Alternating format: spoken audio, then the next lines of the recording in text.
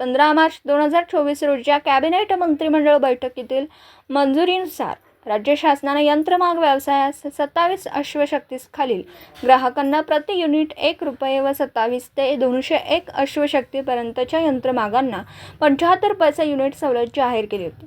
मात्र दर सवलत ऑनलाईन नोंदणी केली पाहिजे या किचकट अटीच्या माध्यमातून लाल फितीत अडकली होती.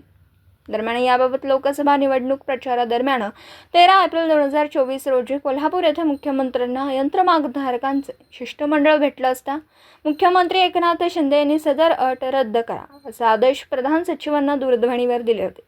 परंतु लोकसभा आचारसंहितेमुळे प्रशासनाने याबाबत कार्यवाही करणं टाळलं होतं. दरम्यान निवडणुकांनंतर विटा यंत्रमाग संघासह राज्यातील सर्व यंत्रमाग संघटना व संबंधित लोकप्रतिनिधींनी याबाबत सातत्याने पाठपुरावा केला होता. सदर अट रद्द करून मुख्यमंत्र्यांनी आपला शब्द पाळावा असा आग्रह धरला होता. या पार्श्वभूमीवर विधानसभा अधिवेशनामधील चर्चेदरम्यान मंगळवार दिनांक 2 जुलै 2024 रोजी माननीय मुख्यमंत्र्यांनी राज्यातील लघुदाब यंत्रमागधारकांना अतिरिक्त वीज दर सवलतीसाठी लावण्यात आलेली ऑनलाईन किंवा ऑनलाईन नोंदणीची अट रद्द करीत असल्याचे जाहीर करून कॅबिनेट मंत्रिमंडळाच्या मंजुरीनुसार सदर सवलत त्वरित लागू करण्याचे आदेश दिले. दरम्यान मुख्यमंत्र्यांनी याबाबत केलेल्या घोषणेचे राज्यातील सर्व यंत्रमाग संघटनांनी स्वागत केले असून मूळ शासन आदेशातील मजकुरानुसार सदर सवलत पूर्वलक्ष्य प्रभावाने 15 मार्च 2024 पासूनच्या वीज वापरास लागू केली पाहिजे अशी मागणी केली.